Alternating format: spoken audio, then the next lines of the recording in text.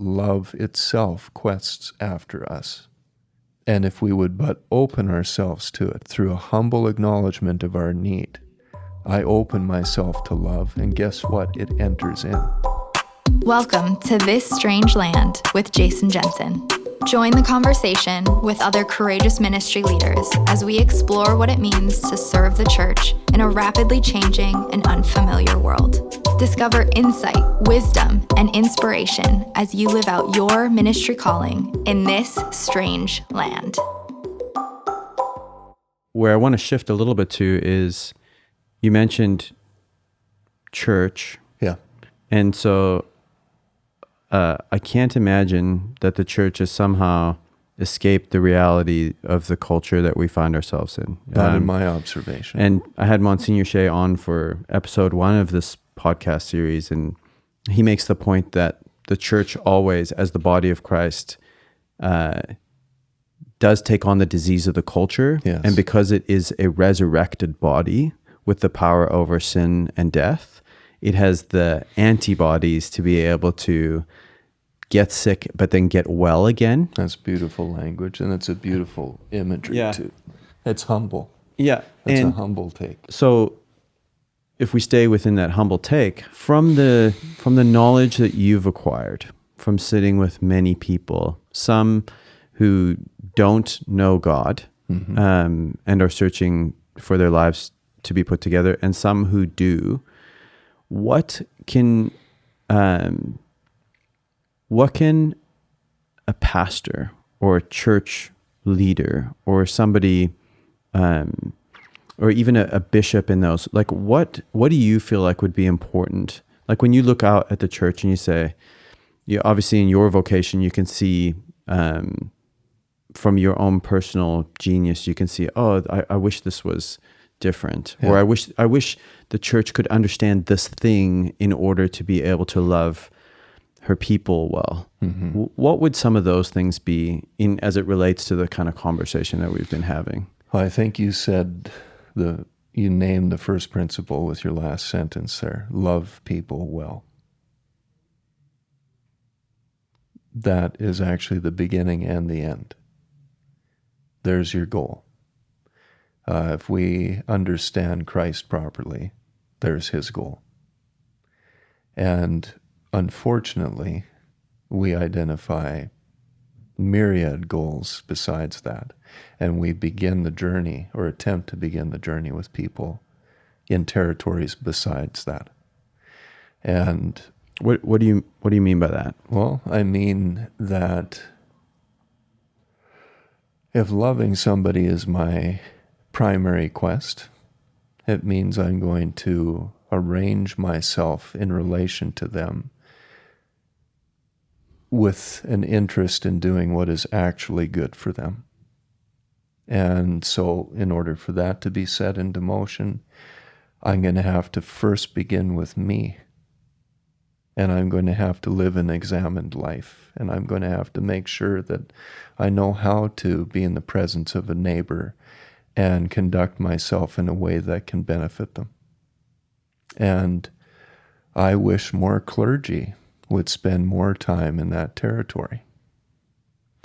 What tends to be the case in a lot of settings, and I hope this comes across lovingly, is that not unlike in the academy with the disparate nature of psychology as it's taught, like I was sharing with you before, I think the clergy are taught in ways that are disparate as well.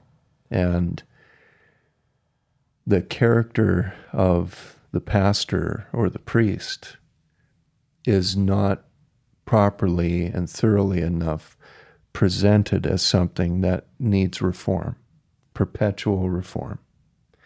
And instead, our priests and our pastors are saddled with this range of responsibilities that look a little more like that which we accord to a CEO. And they have budgets that they have to keep. And they have various ministries that they want to keep rolling, and they become focused on numbers and pews and all of that besides. They're forced into administrator that's positions. Right. And my goodness, is it ever a terrible burden for so many. I don't envy them that, you know. I feel a great deal of compassion for the modern pastor or priest. But it begins with my preparedness to examine my life. And as a modern artifact, I would say that typifies what has flown out the window almost more than anything else. In the modern West, and I'll come back to what your question about what I mean with people in ministry. But as I observe it, I've been examining this through some writing over the last couple of months. And the willingness to look within might be the one thing that the modern self has forbidden as a focus. Looking into everybody else, that is something that is permitted of the modern self. Okay? To thoroughly examine the moral claims of other people, and then to make demands of others that they comply with what appeases what prove in the end to be my appetites and my fairly petty beliefs about myself and the tiny world that I've constructed. And so if we begin with examination, that squares with Christ's teaching to us about logs in our eyes and specks in others, right? And it's a good place to begin, and it's a good place to return to, right? One of the origins of the term religion is return, right? To keep coming back, right? Religio. And so when we have a leadership class in the church that have that as a first focus, then we're starting on some good ground. And then my warrant for examining myself is so that I can properly love. And what does it mean to love? Well, I have to then study the other. I have to become their pupil. That plant piece behind you there, it has properties and it has a nature. When we're talking about personality and distinction among our children, okay, they have their own properties that are specific to them. And I really can't take care of that plant properly if I haven't become its student. I learn its nature. I learn how it needs to be fed, how nurturance best comes to it, what it can properly digest, at what pace it grows best. How much water. And how right? How much frequent sunlight. And what kind of territory in the room that it best occupies and will thrive inside of. And so loving requires that I become the pupil of the object of my love. And whether that's a self or a thing. And inside of that, corporate life in churches would look quite different if that was the quest. Too often, I think, because of just the pace of everything and the intensity of everything and how corporate worship ends up being a kind of a stilted interruption to the flow of the harried weeks that most modern selves live, we lose the primary commodity of willingness to spend time with people. When I observe transformations, the ones that would cause you to question the identity of this person when you knew this person to begin with, okay, these wonderful, they take time, we're talking about years. And when I observe the method of Christ in fulfilling his quest, what does he do? He walks with people. He literally walks with them from one place to another, and he is revealing them to themselves in time and never force-feeding it, right? That's the whole business of pearls before swine. It's not about who a pig is and who's a dog or anything like that, dogs and hogs. It's about what a pig cannot do with something as valuable as a pearl, right? It's not about segmenting who is worthy of knowledge. It's about matching what you're offering to somebody to their capacities. And love requires that.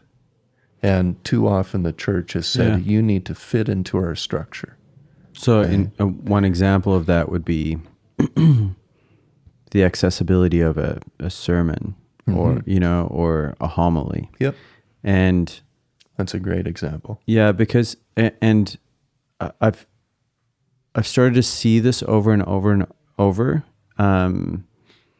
as we come through this changing of an age, and as I would say the acceleration of the bifurcation that you were talking about happens, it's difficult to locate our understanding of who my neighbor is, because their worldview shifts. It has shifted so much in a decade.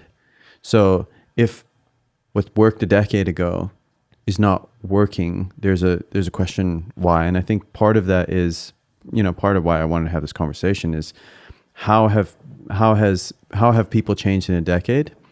And if I think about how they access this idea of who is Christ, that's changed. In modern man, that has changed a tremendous amount in 5 years, let alone a decade, let alone 20. And the other things that have changed is the access points to people have changed. Yeah. When you think of what I can appeal to as authority in someone has dramatically changed, and the church's role in culture has changed. So what I've seen over and over again is I'm coming to a place where I can't, and many of my neighbors in the pews can't access the truth and beauty behind what is potentially being preached. Yeah. And I think this is not, like you can take the excellence of preaching or whatever is not what I'm talking about. I'm actually talking about the capacity to frame the message from a perspective of being able to coherently understand that from a broken worldview. Yeah, you're talking about the interpretive grid that the listener brings to the interpretive grid that the speaker brings. That's right. Yeah, and they can be speaking two different languages. Yeah, that's right. It's a dialect problem, right? As well as a worldview issue. And that's one of the reasons why people like C.S. Lewis made pithy little statements like, don't read the times, read the eternities.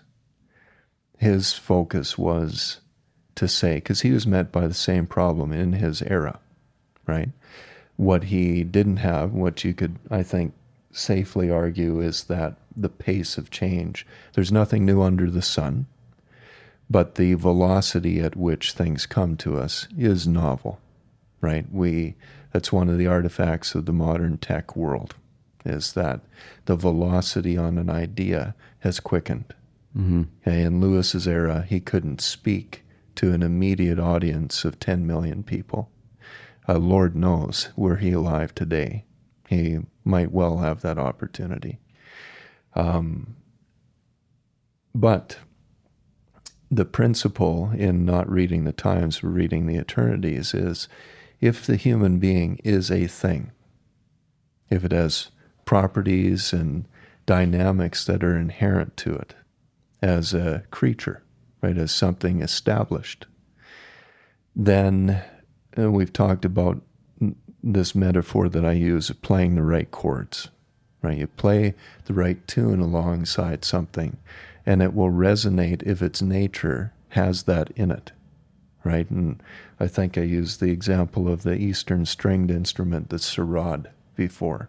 This primary string that you actually come into contact with, and these sympathetic strings that are beside it that begin to sing in harmony with the vibrato of that primary string.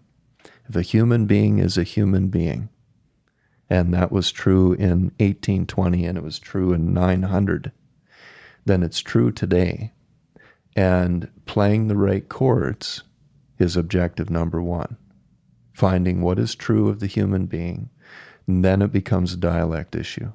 How can I translate that timeless truth in a way that is digestible and doesn't constitute a pearl to a swine in the modern sense?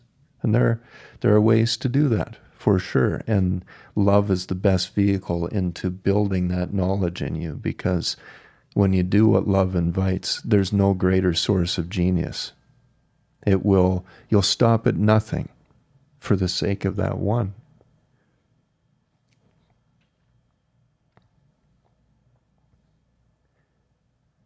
And that becomes a beautiful adventure. An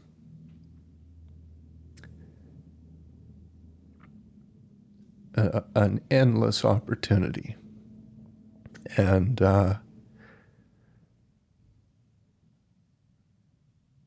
it's redemptive on its face.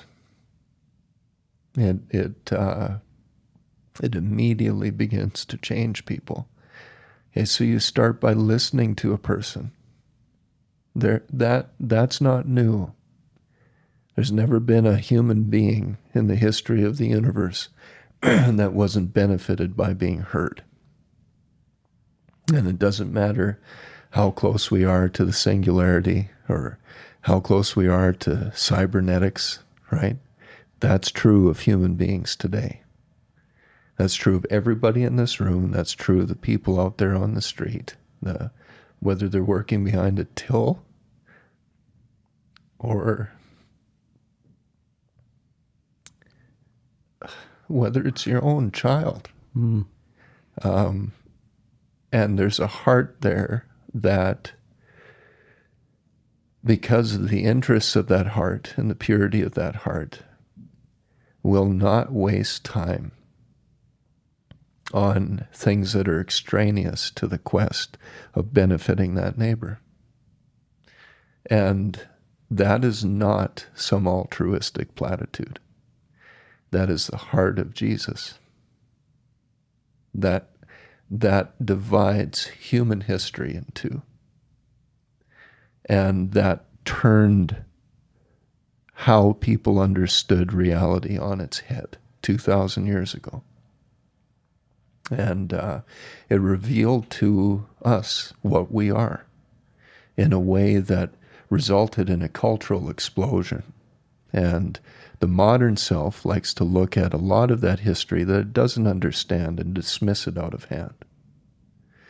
But if that were the quest that we had in any profession, if that were the guiding and the governing interests of any corporate setting, it's not hard to imagine that our world would be a much better place, far less violent. A great number of the calamities that we just now take for granted as life itself wouldn't even exist. And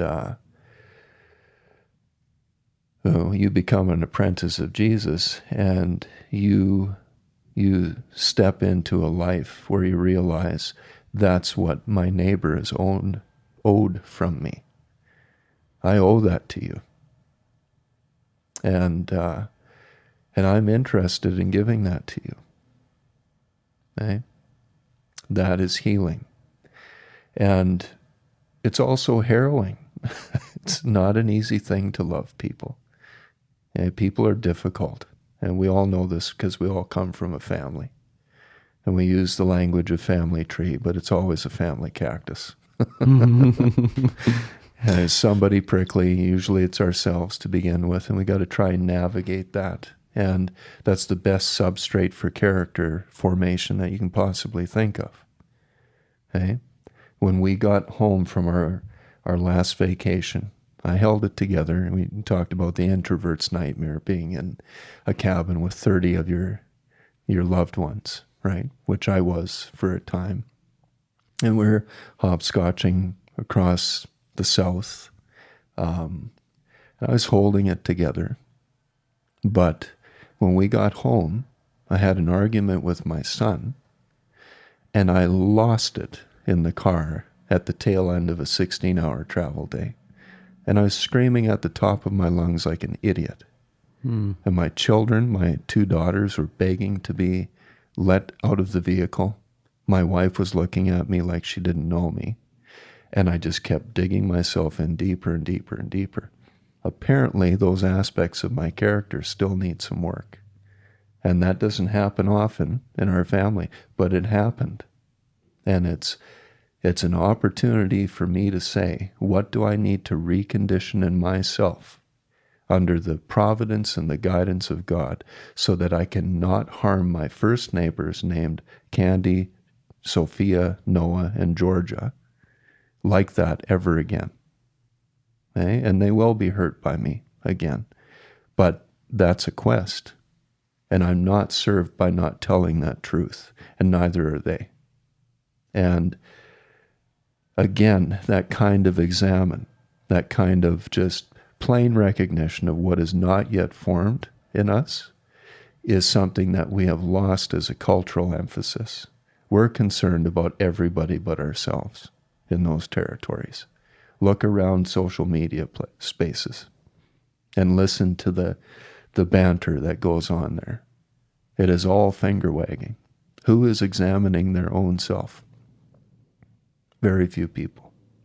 And so we don't advance as a civilization if we don't have a revolution in character.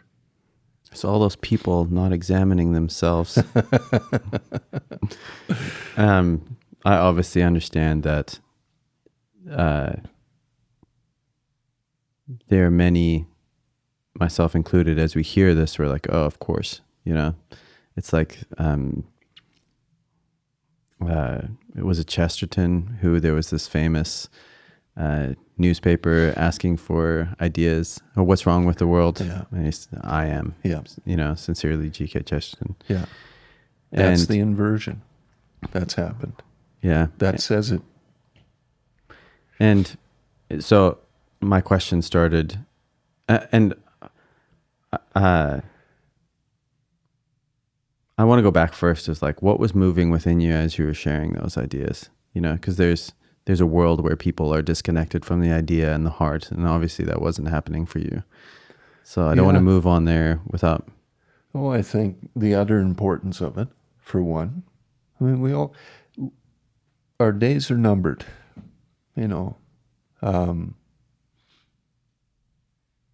None of us knows how long we are in the tooth and how many days we have left. But it's not that long. The older you get, you blink and 5 years goes by, a decade seems to go by. And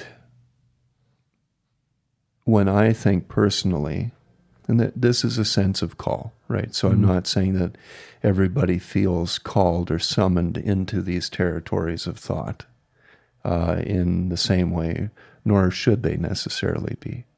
But as it regards how to love, as it regards how to engage my neighbor, that's for all of us. And for reasons that I can't explain, this has never not been an interest of mine.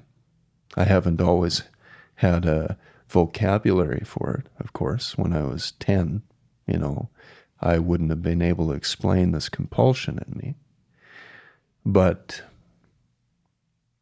I see that beauty in Christ. That's how I understand him. As eminently practical and relevant, because he's out there inviting people into greater bonds of love. And I love people as much as an introvert as I am. I feel that love when I'm in your company, Kevin's company, these 2 new friends here. And I can't think of a better quest. I want to see things work well. I want to see people screaming ahead in industry that can bless the world. I want to see people teaching content that is like tending a garden. I want to see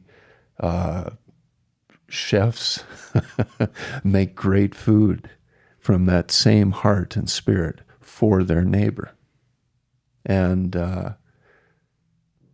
that's what I understand an apprentice of Jesus to be saddled with. That's what taking up your cross and following me looks like, as I understand it. And I've had wonderful exemplars in my life who've modeled that to me, whether it's my own father or all of the people that I came up around, in various territories of life. Is this art of becoming who we're supposed to be? Yeah, by submitting ourselves and asking the question, what does love invite that I do? One time, so it's a surrendered life, yeah, in that sense. And related, one time you told me something that blew my mind and I had to think about for a while, but that the highest measure of integration within a person is love. Yes. Can you kind of just unpack that a little bit? Sure. Sure. And we're talking about integration from the same psychological principle that we've been talking about all. Yeah.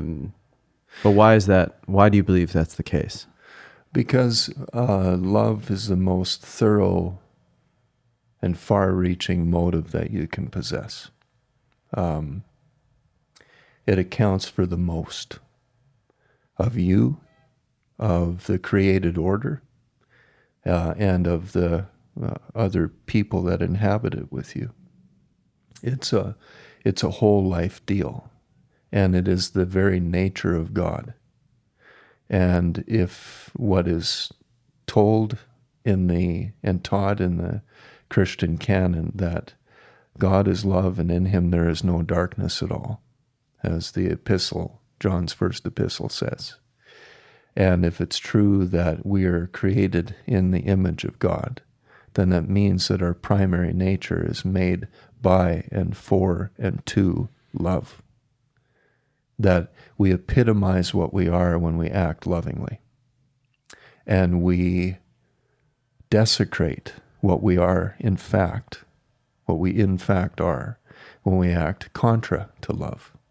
Whether that's anger, pride, lust, right? Avarice, hubris, you name it. So when you have an account of Jesus on the cross in total suffering, and he says, "Forgive them, Father, for they know not what they do." He's begging his Father.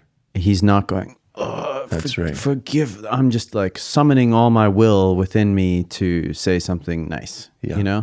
He's being what he is. And he was actually, he meant it from every fiber of his being. Yes. And so when you it was think his of longing, and you think of like that's integration, like to be under a moment that can trigger or, that's in even more than triggering, being in a moment of extreme suffering. Yeah. When I was shouting at my family in my vehicle on the way home from Alabama, hey, what wasn't in my heart and in my mind at the time was, "Father, forgive them, for they know not what they're doing."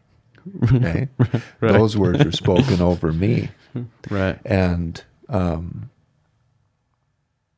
the character that's capable of holding that moment all the way through is one that I long for. And I'm being taught that. That's what it means to be an apprentice. But in that sense, love epitomizes character, and it epitomizes the human quest more than... It's the irreducible complexity of what it means to be a human being. It distinguishes us from all the rest of creation. We can love more carefully, thoughtfully, and elaborately than any other creature on the planet. We are beset with a moral burden. And love is that in us and outside of us, which summons us into the greatest amount of care for the greatest amount of people in ways that are proper to them. Okay, so it's not segmented from all of morality. Okay, it is reality. It's reality, and it's a submission into reality. And it's saying, such as things have been established, how can we all navigate this in ways that allow for us to flourish and grow and have more of it? Okay? And that's not separable from wisdom, because wisdom is knowing what to do with the knowledge you have. You've met a lot of stupid, intelligent people, okay? Fools who don't know what to do with their knowledge. They don't have a worldview inside of which it can be integrated for the good of their neighbor. That's what it means to be a fool. It's to not know what to do with your knowledge, not know how to treat your neighbor. And so we could say that love is the why of wisdom, and wisdom is the how of love. Yeah. They go together. They're inseparable. And a person who has their aims set on loving in keeping with the teachings of Jesus and with the life that he supplies to us is going to become accordingly wise. You want wisdom, just endeavor to love, because it ain't easy. It takes wisdom to know how not to allow yourself to be overtaken by your emotion when you're in a truck with your family. And my wisdom flew out the window. I wasn't connected to it at the time. One of the questions as you keep talking about love and, spending time and all those kind of stuff is like, I just feel confronted with my lack of infinite capacity. Yeah. And so how do you discern and navigate that in the dynamic that you're describing? Well, again, this is back to worldview, and this then invites the subject of grace into the picture. This was never meant to be, it's not a mercenary affair. We're not sent out into the world on our own, as it were, and saddled with the task of doing these things. We're promised a helper in that deal, the paraclete, right? The one called alongside to help. And I'm witnessing this right now in the life of a man and a woman with whom I was privileged to work, and they ran into some difficulty while I was on sabbatical. I'll call them Joe and Jane. And this man came to the end of his rope. He had a really hard relapse. And everything in an instant was at risk of being lost to him. His family, his son, his work, his finances, everything. He really went for the gusto on this one. Mm-hmm. And in the midst of that, we had an encounter just on the personal level, not clinician, client, that kind of thing. And we humbly observed that the one thing that had been missing in all of his wonderful efforts at overcoming addiction, and he had been clean for nearly a decade, which is, wow. He's on those grounds alone. He's one of my heroes, right? And his spouse alongside him who supported that. But he was missing a submission to love as a self, right? To the source of love. And he gave himself to that love in a conscious moment of submission and handing over of life to that as a quest. And I watched when that occurred, something enter that man that is not explainable merely along the psychological principles of a change in perspective. A change in perspective had been guiding him along through his first instance of being clean. But opening him up. That's right. Is capacitating him in some right. sense. Yeah. But what I witnessed in him since that moment is his efforts being supported by something beyond him that he's having a hard time explaining right now.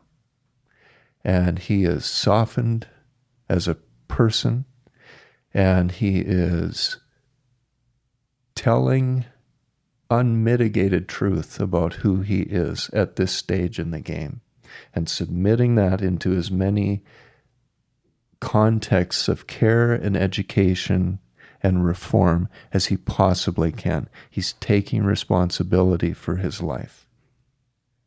And the world is becoming better around him. And it's not explainable along the lines of Freud's superego. It's just not. And that's a claim that's left there embodied in a man for people to observe. And for the sake of confidentiality, we'll leave that there. But that's a different deal. It's a different deal. And it's there to dispute, it's there to argue with, but it stands on its own as a lived experience. And there are many lives that... I have witnessed many. Yeah. I have personally witnessed many. I would say in the hundreds of transformations that are not explainable along the lines of mere reason. And that's a view of an enchanted world that is lost to the modern West. Break that. I mean, what do you mean by enchanted world? I mean, along the lines of what we were describing before of what's happened to epistemology. You can't know, under the claims of the modern West, anything beyond particles and progress. Yeah. Okay? And so what happened in Joe that I'm describing, and is happening in Joe, who is becoming accordingly more wise inside of his transformation, because he's aiming at love and he's receiving love. That's all merely a shift in values to the modern interpretation of things. And that doesn't square with my observations of what's happening. There's mystery there. And it ends up proving to be the case in my observation that love itself quests after us. And if we would but open ourselves to it through a humble acknowledgement of our need, by not hiding from that which is nonetheless true about me in the dark territories that I don't want to admit. The second that I make that confession, I open myself to love, and guess what? It enters in. And it begins to do its work. And then I tell another truth about myself, and lo, I begin to grow. And then I find that my interests are beginning to change. I want to serve in ways that I can't explain. So part of what you were asking about was happening to me emotionally 40 minutes ago or whenever that was. I can't explain. It is the experience I have when I think about people. And I believe I have that experience with the divine source. Love doesn't begin and end with Pedro. It began before me, and it's what I was born of. And I appropriate it when I open myself to it, and I participate with it. And I've never regretted that. Any time that I've said yes to love, I sure have a boatload of regrets when I've said no. Too long to list. Right? Yeah, and that's what I mean by an enchanted view of things. Yeah. And that language I'm borrowing from Charles Taylor and other great minds, but him primarily. And that's, yeah. Yeah, and maybe you've so beautifully articulated that in some sense, and hopefully what I say next can kind of break it out even more is Chesterton says, we don't read children fairy tales so that they believe dragons are true. They know dragons are true, and we teach them fairy tales so we can, we tell them fairy tales so that we can teach them that dragons can be conquered. And in that sense, it's like we do have an enemy, right? We do have an enemy that hates us and that, prowls around the world like a lion seeking to destroy us. And the thief comes to kill, steal, and destroy. Yeah. And in the sense of like this understanding of this mythic or enchanted self is one where I say, the power doesn't have to be me. No, in fact, it's impossible if it is. Yeah. Right? It says, I can submit to love, which is submitting to a whole cosmic understanding of what truly is happening, that they're angels, and that there are that there is a triune God that wants to somehow be the one to dwell within me in some mystical way. And then there was something eternally secured in the crucifixion and resurrection. That's right. That enacted and established and ordained the release of love into the world in a new way. And that set into motion a new opportunity. That the least in the kingdom are now the greatest. Yeah. Right? That was today's gospel, actually. Yeah. Out of Matthew 20, right? The parable of the vinter. That's right. The laborers in That's the vineyard. Yeah, I can show up late and still get paid the same. That's what I got from today's.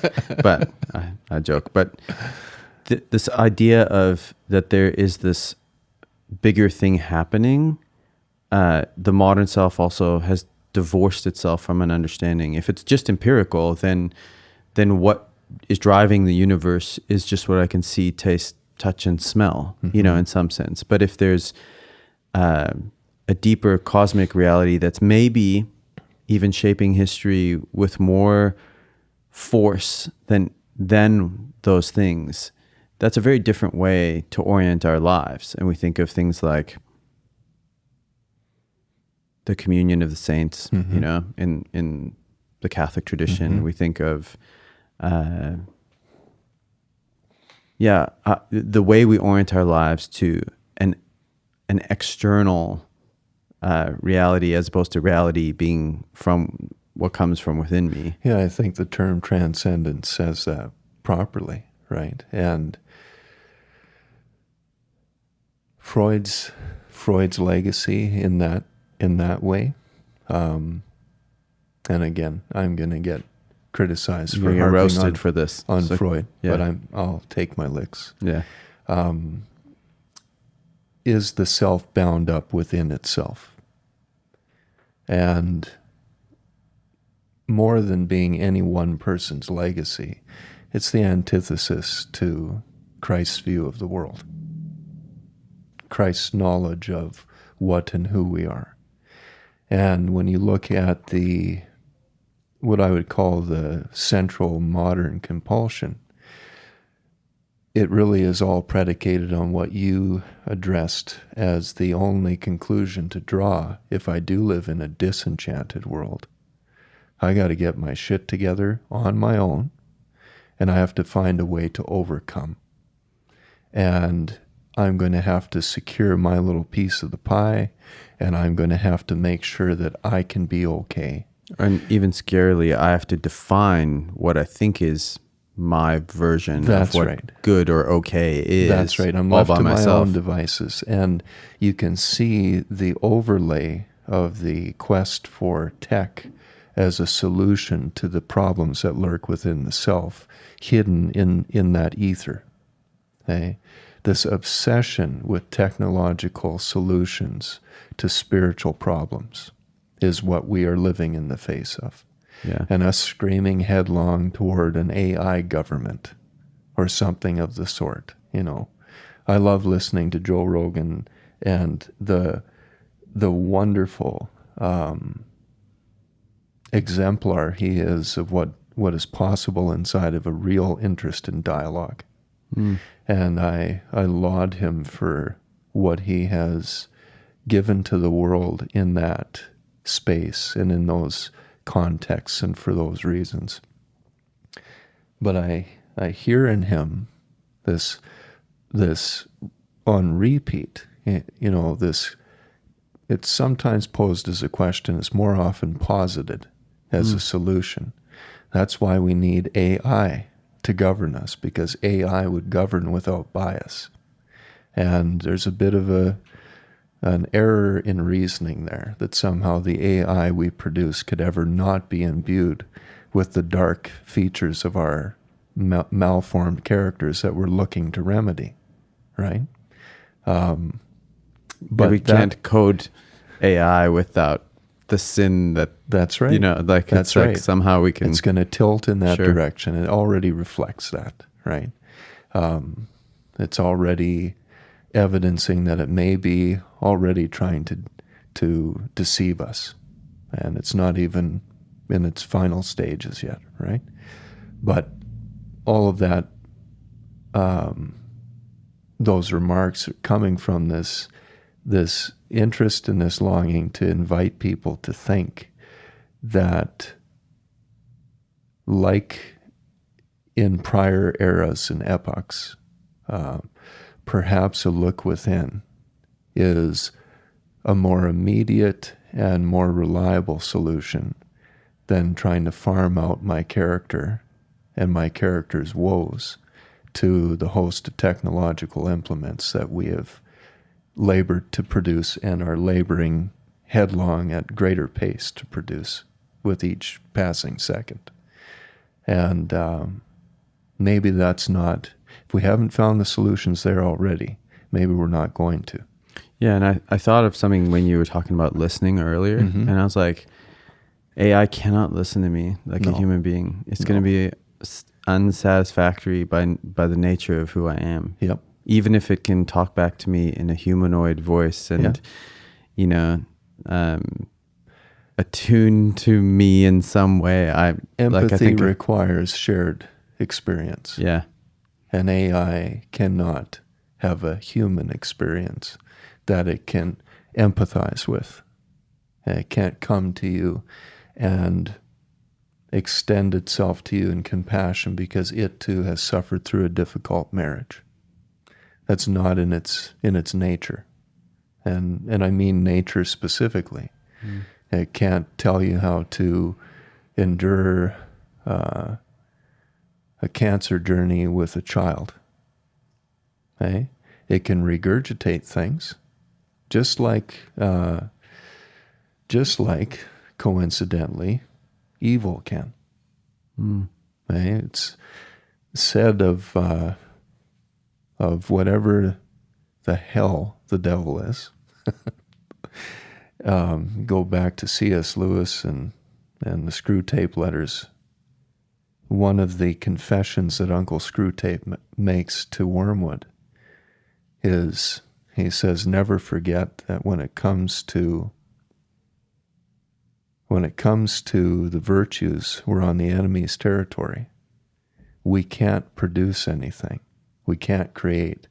We can only take that which our enemy has made, God, and issue those things in ways that are least like their nature, least redolent of their maker. Okay? It distorts. It can only use what has already been created. And I would argue that AI is in a very similar kind of dilemma because of its very nature. And the desperate wish that the modern West seems to have to find remedies to all of our ills through something that we have produced is a logical quandary, for one. Right. Okay? But two, it sheds more light on just how desperate we are. And that would seem to warrant looking in different territories as a wise undertaking to me. Yeah, what's interesting about the internet, AI, technology, like as seen through sort of the internet and this, it's almost like it's this great cloud of knowledge, right? Which double entendre intended. Yeah. And there's this beautiful search of the human heart to connect to true knowledge, you know, and true wisdom, and be connected and all those kinds of things, which is why I think the internet, AI, and whatever has so much innate appeal. It's a promise. That's right. That that I'm vulnerable to because that's how I'm made. Yeah. Yet it's not fulfilling because it is In not the same thing. way that McDonald's makes the promise that you're going to be well nurtured. Right. You'll have a bit of a hit in the initial phases and then be wondering why you're so hungry after. Right. And what it is that just passed through you. Yeah. The internet has that. Yeah. Yeah, there's an inflation effect. Yeah. Right. We've talked about this before. It promises a mythic promise. Yep. And doesn't deliver. Yeah. And I think that's a lot of modernity is like that. And I chatted with Monsignor Shea about the dynamics of the new religion, you know, or the religion of the day. And a lot of it is that it borrows the underpinnings and the framework of Christianity and substitutes those things like a spiritual world, Holy Spirit, communion of saints, angels, like with that bring us knowledge, connection, all those things, with an internet, with AI that brings us knowledge and connection and divine wisdom. I'm using air quotes there. Yeah. And yeah, the trap is set, you know, which I think is it's been set for a while. Yeah. You know, and we've been setting it. That's the irony. You know, participating in its setting, I would right. say, for sure. Yeah. You know? I just mean the human race, right? But you're right. Participation's a better language for that. We're not the only agents if the enchanted world view is actually true. Again, Lewis gave that beautiful image in The Abolition of Man of what's happening now being akin to branches severing themselves from the tree and calling that progress, not realizing that they're about to fall to their death because they had severed themselves from the source of their very life, right? Yeah. I'm conscious of the time, and we've been talking for so long. It's been wonderful. You know, I get to see part of your hearts in private conversations and to bring that to the world. As you're onto a whole bunch of new things, you know, I think you mentioned you got a podcast coming out, which will be September of this year. God willing, it won't be as polished and wonderful as this. Yeah, but it'll probably be as wise, if I'm going to bet wiser than this. So, and so that's coming out. What else do you have if people want more of Pete White and what you're up to and what you're doing these days? Well, I hope they wouldn't want more of Pete White, but the things that we're talking to and maybe what Pete White is interested in pointing to beyond himself in all seriousness. The primary aim and the call that I feel is to help people enter into more robust experience of calling itself. The quest that's been immutable in me has been to see and to aid and to assist people in the discovery of their own calling. And I believe everybody has one. It's connected to who and what they are, the personality dynamics that we described, the unique gifts that you have and that I need that I don't possess, right? It's one of the simplest ways to articulate what calling is.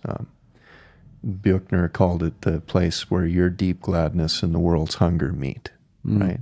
That's what I want to assist people with. All that to say, I feel my capacities are best in service in this season of my life to aiding men in the territories of their own formation. It's harrowing for me as well. It's it's a new frontier. Excuse me.